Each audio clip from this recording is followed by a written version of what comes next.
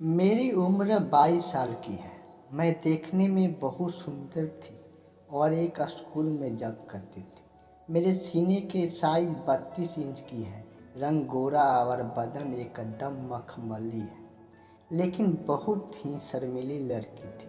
मैंने आज तक किसी लड़के से दोस्ती तक नहीं की थी, पर एक ऐसी उम्र में जिससे अस्से अस्से पिछल जाते हैं।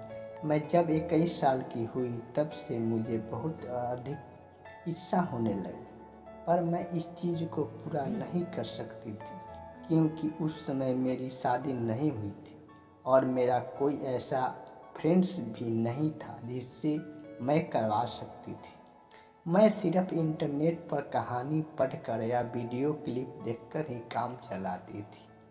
पर जब मेरी आग बहुत अधिक बढ़ जाती थी तब मैं लाचार हो जाती थी और तकिया को अपने नर्म हिस्से के पास लगा के सो जाती थी।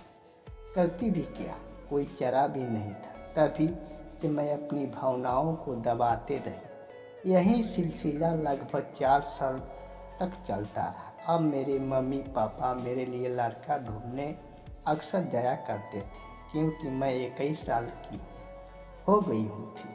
मुझे से एक छोटा भाई है जो 19 साल का है। हम दोनों में काफ़ी अस्सी बनती हैं और हम दोनों अपनी बात को एक दूसरे के साथ शेयर करते थे। एक दिन की बात है, पापा और मम्मी दोनों बाहर गए थे कुछ दिन के लिए और घर में हम दोनों भाई बहन ही थे।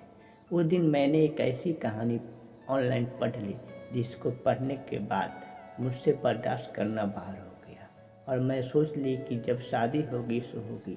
आज मैं एक प्लान बनाती हूँ जिससे कि मेरा छोटा भाई ही मेरा साथ क्रिकेट मैच खेल सके। मैं एक जवान और गदराए बदन की मालकिन थी जिससे हर जगह की शहद निकल सकता था। मैंने प्लान बनाया कि आज शाम को कैसे भी करके अपने छोटे भाई को इसके लिए मजबूर करूं। मेरा छोटा भाई शाम को जिम चला गया था और मैं खुले छत पर ऐसे ही टहलने लगी और आइडिया की तलाश करने लगी कि क्या करूं। तभी मेरे दिमाग में एक आइडिया आया और मैं चेहरे पर मुस्कान लिए छत के नीचे आ गई। कुछ समय के बाद डोर बेल बजी। मैंने दरवाज़ा खोला तो मेरी भाई जिम से वापस आ गया, पर आज मेरी धड़कन तेज हो रही थी। सोच रही थी कि क्या होगा अगर यह बात माँ पापा को पता चल गई तो, या मेरा भाई बैटिंग करने से मना कर दिया तो क्या करूँगी। मैं यह सब सोच ही रही थी कि लेकिन अंदर से मेरा मन अब जल्दी से यह सब करने को कर रहा था। मेरी वह भी गीली हो गई थी और सांसें भी नॉर्मल से तेज हो गई थी। मैंने सोच लिया था कि आज तो मैं कूदूंगी चाहे जो हो जाए। फिर मैंने नाटक किया कि भाई मेरा मन ठीक नहीं लग रहा है, बहुत घबराहट हो रही है। अचानक मैं ये सब बात बोलने लगी और कहने लगी कि मेरे सीने में दर्द होने लगा है। मेरा छोटा भाई मेरी हाल देखकर घबरा गया और बोला, दीदी चलो हॉस्पिटल चलो। पर मुझे तो पता है कि मुझे क्या हुआ है। मैंने कहा नहीं नहीं, मैं नहीं जा पाऊँगी और गिरने का नाटक करने लगी। तभी मेरा भाई मुझे पकड़कर मेरे बेडरूम में ले गया और मेरे पास बैठ गया और हाथ पकड़ लिया और पूछने लगा, दीदी बताओ कैसा लग रहा है। मैं कहने लगी, सांस लेने में दिक्कत हो रही है। मैंने उसको इशारे से कहा मेरे सीनों को दबाओ, तो वो ऐसे ही करने लगा और मेरी बड़ी बड़ी पहाड़ियों को दबाने लगा। मैंने कहा हाँ ठीक लग रहा है, तो वह अच्छे से दबाता रहा ताकि मुझे जल्दी से आराम हो जाए और पहाड़ियों को दबाते दबाते लगातार पूछ भी रहा था कि दीदी कैसा लग रहा है। तो मैं कह रही थी ठीक लग रहा है, ऐसे ही दबाते रहो। वो दबाता रहा। फिर मैंने कहा सूरज ऐसे ठीक नहीं होगा, आयोडेक्स ले आओ अलमारी से। तो वहीं दौड़कर गया और आयोडेक्स ले आया। मैंने कहा देख सूरज तू ही घर में है, मम्मी रहती तो वह मालिश कर देती, पर मैं तुम्हारी बहन हूँ, क्या तुम आयोडेक्स मेरे उभारों को लगा दोगे। तो वह बोला दीदी अगर आपकी को बुरा नहीं लगे तो मैं बिल्कुल लगा दूंगा। इस वक्त कर भी क्या कर सकते हैं। वो आयोडेक्स हाथ में ले और टी शर्ट के गले से हाथ अंदर डाल के मेरे उभारों को और सीने पर लगा रहा था, लेकिन उसका हाथ पूरा अंदर न जाने के कारण वह हर जगह नहीं लगा पा रहा था। उसके बाद मैंने कहा, कोई बात नहीं सूरज, मैं टी शर्ट हटा देती हूँ ताकि तुम आसानी से लगा सको। मेरी टी शर्ट हटाने के बाद मेरे भाई की आंखों में चमक आ गई और ऐसी क्रिकेट पिच देखकर उसे बैटिंग करने की लालच लगने लगी, जो कि मुझे साफ साफ उसके पैंट के ऊपर से दिख रही थी। मेरी भी पिच पूरी गीली हो गई थी। मैंने कहा, लगा दे आयोडेक्स, और वो आयोडेक्स लगाने लगा। उसके बाद मैं उसे देख रही थी और वह मुझे देख रहा था। धीरे धीरे मैं नॉर्मल हो गई।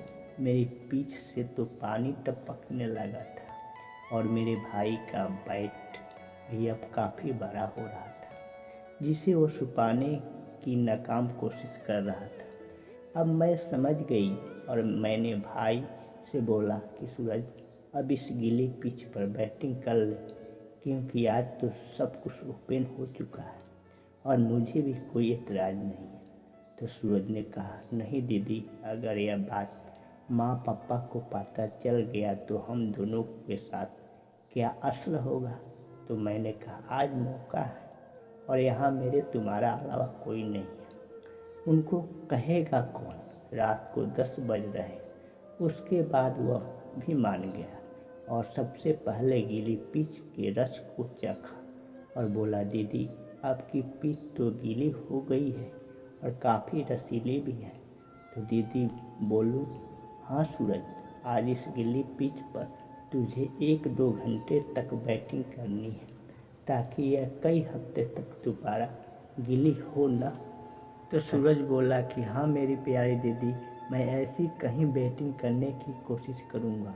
उसके बाद टॉस हुआ, जो मैं टॉस जीत के ली और टॉस जीत के सूरज की खुदाई की मशीन की लंबाई नापी और बोली कि सूरज, यह तो पिच की बुरी हाल करेगी।